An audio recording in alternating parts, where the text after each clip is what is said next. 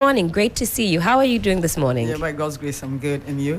I'm doing fantastic. I mean, still very worried about what's going on around us, the dam spillages and the flooding as well. Yep. So we're still keeping the steam on that because the devastation is rife. Talk to us about what is going on in your constituency, in your area. What is going on there? Yeah, thank you very much and for this opportunity given me. And a good morning to our listeners. What's happening in my constituency is that in talking about my constituency, I wouldn't want to leave out other constituencies in the Oti region like Krachi Chumru. Sure. My constituency is Krachi West. We have Krachi Chumru, we have Krachi East, we have Biakuye, we have Nkwanta North and Nkwanta South. So these areas are affected because, you see, unfortunately, we have it's because of the disasters, unfortunately. We are blessed to have the Oti River and we have the Volta Lake. So anytime Oti River gets flooded, we are in trouble. When the Volta gets flooded, we are in trouble. But it's like the attention is focused so much in the Volta region because they were the first, to cry out to the general public. So attention is sort of drawn to those areas, living out Oti region, where 6 constituencies are affected. We are sort of, 5, Krachi East, Krachi West, Krachi Chumru, we are resettlement communities. Okay, so these are resettlement communities. Where did they resettle from? When the dam was built in 1964. Okay. The dam was actually built in 63. We were resettled from the old, where we have the lake now. Right. Where we have the lake, our communities are submerged. Okay. So we're sort of resettled in the new places where we are. Biakuye, Krachi East, Krachi West, Krachi Chumru. For Krachi West, we have about 13 communities put together called Osramani. Okay. Then we have the Kiti Township. Then we have Hiamanchin and we have Nteusai.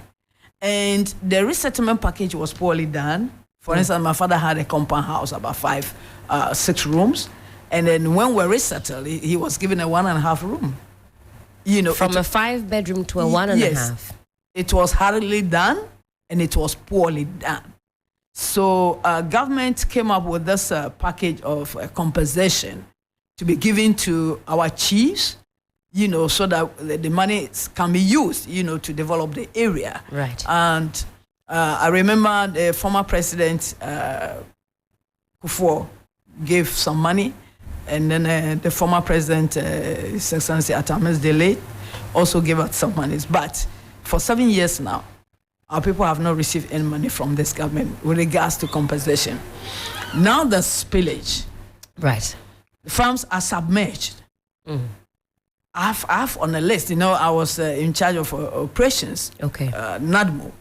I was the head of operation before I became a member of parliament. So when it comes to disasters and managing disasters, at least I have an in-depth knowledge about that. They've got to, sensitize the people. That's right. Give them an early warning signals that this is what is going to happen. I am so saddened to see, granite farms so submerged. The granaries are already matured. So if they had given them an early warning signals, they would have hardly maybe, organized family members to go to harvest. Now, you didn't tell them anything. You have spilled, and the farms are submerged.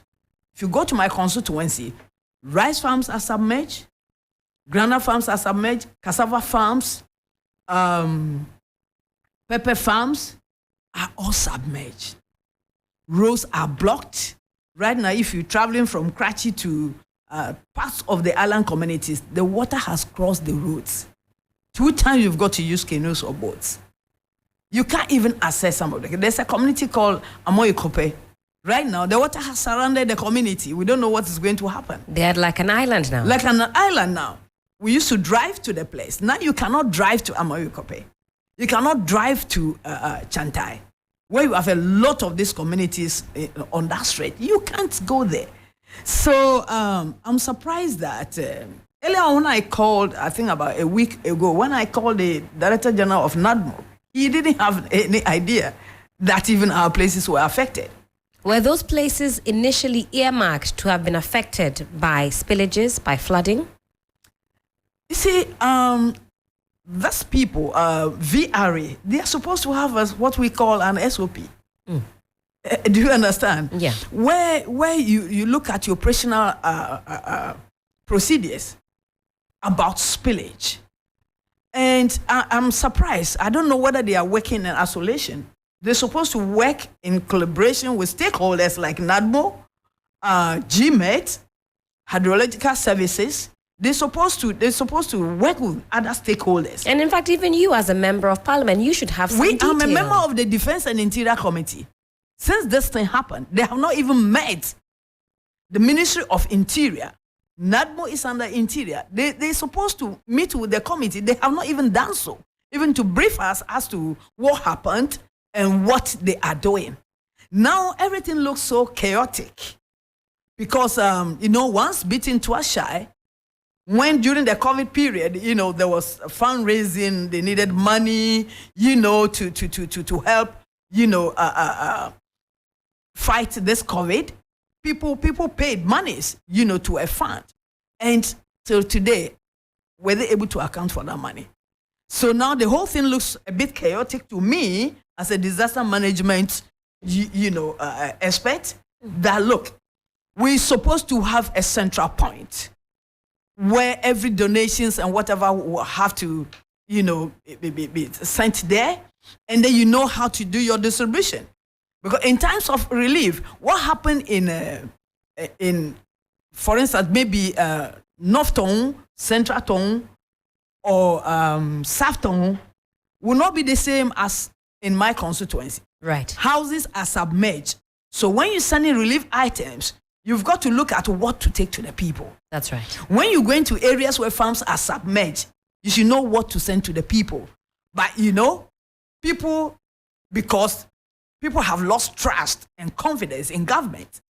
So when they get their items, they move straight to the areas to give it to them. So the coordination is not there for them to, there's no central point to collect these items. That is what I'm talking about.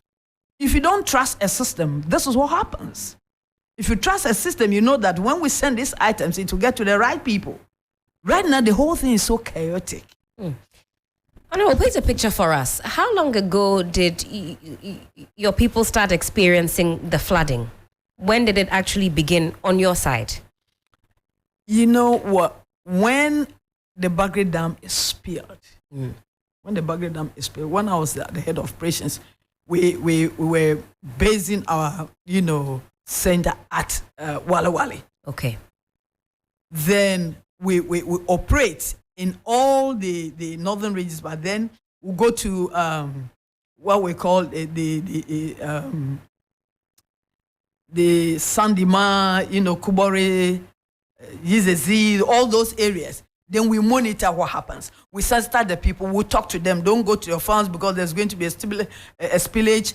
We do that sensitization. Right. So when the spillage happens, we still stay there to help the people. Do you get me? So anytime there's spillage, it affects us. Right. It affects us. That's why I'm saying that we even though we benefiting from the Oti River and the lake, but anytime there's a spillage from the Krachi Dam, it affects us. So we started experiencing this when there was a spillage from the Krachi Dam. Right. So coming all the way up, down. Yes. Right. We're already affected. For about 3 weeks to 1 month, we started experiencing that. Okay. But not in this magnitude. Okay. So when the spillage happened, then it was like boom, it was a surprise.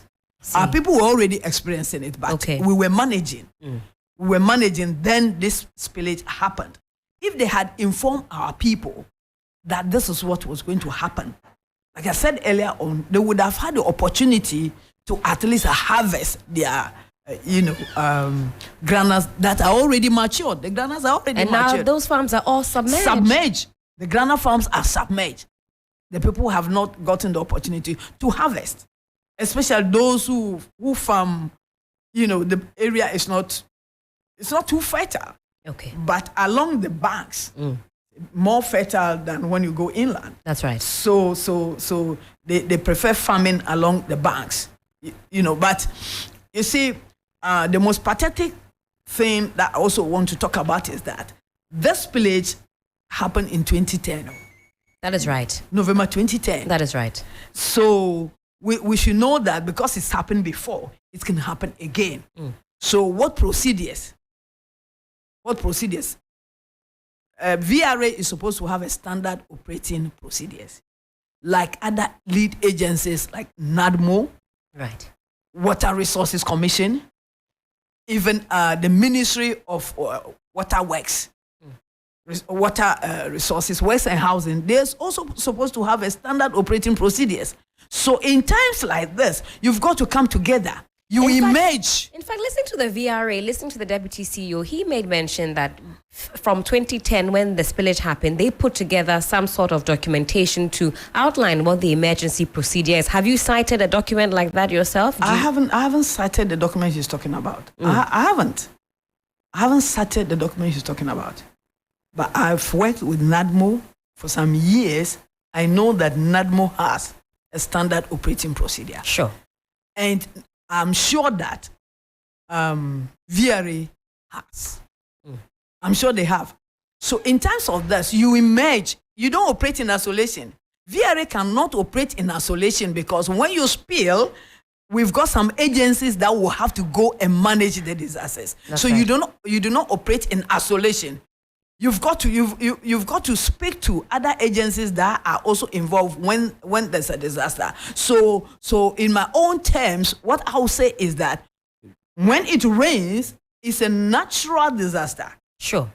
But when you do not do what you're supposed to do, and you spill when you were supposed to have spilled, and you didn't, and you do it now in this quantum, it's a man-made disaster. So you take exception to those who are referring to this issue as a natural disaster? You see, I've already said that when it rains and there's flooding, it's a natural disaster.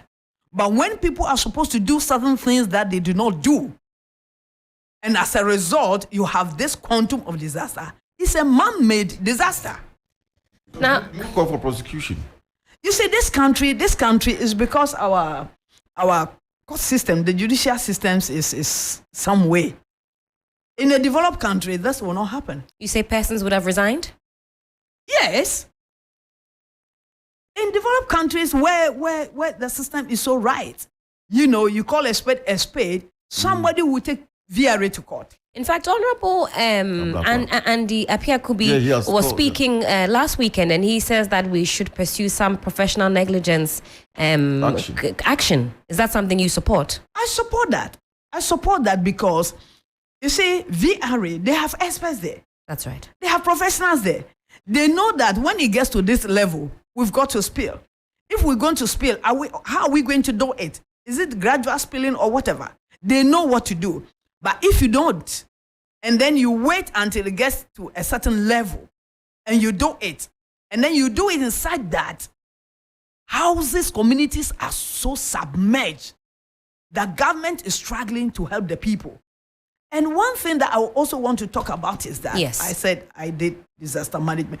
One thing I want to talk about is that they are rushing and they are doing relief because you've got to do an immediate response. That's right. The immediate response is what government is doing. Immediate response is what NGOs are doing. That's right. But that should not be the end of it. This is in an disaster ongoing management, we have 3 R's. The first one is relief. Not to slight tackle you. I know you've got to go on television soon, and we have to get your constituency and the OT region also in the forefront. So give us that last bit, and then we'll also make sure you get on TV. Government should not look at only relief. They shouldn't look at relief alone. They should look at rehabilitation. We don't know when the water is going to recede. So they should look at, after the relief, they should look at rehabilitation and reconstruction. Because when the water recedes, the houses that are submerged, you've got to rehabilitate those houses. So they should not just give relief to the people and dump them there. That should not be the end of it. Absolutely. After the relief, they should try as much as possible to help the people rehabilitate. But before you go, I know you're also a child caretaker. You did something like that. How are the children in your area in terms of school and everything? Are the schools also submerged, or they are going to school? Just briefly before you go. No, the schools are not submerged. Oh, okay. But the problem we have is that the island communities, they don't even have schools here. Anyway, I am the one that is helping them to put up pavilions. Oh, okay. Pavilions. Government is not building schools on the island communities. Okay. But you have this child traffic unit that these NGOs, they go there, are arresting parents for not taking their children to school. Meanwhile, they have not built schools over there. We'll have to engage you further. Absolutely. Honorable, we'd love to host you again, and there are some very important points that I think we need to expand on. But because of time, and I know we also want to hear you and see you on television, so we'll park it here for now. Thank you so much for stopping by. I'm so grateful for having me. Yes. We'll have more time, and then we'll talk about it. Absolutely. Again, that was Reverend Honorable Helen Adjoa Ntoso, MP for Krachi West, also highlighting what is going on in her constituency and beyond. A number of districts, communities also affected, and it's a double whammy for persons living in this area. You've got the Krachi Dam Spillage coming all the way from Burkina Faso, trickling down to that region, and also the Volta Lake that they are close to spilling into the communities. We're told by Honorable that farms have been submerged, groundnut farms, rice farms submerged, and that the people living in those communities did not have prior warning. It's something we need to explore further. We'll take a quick breather at this point. When we come back, we'll attempt to connect with those the chillites in SA. They've been unwinding, putting their feet up, letting their hair down. We'll see what they've been up to. And of course, we'll give you an opportunity to weigh in on a number of the discussions that we've had today, a number of topics. We'll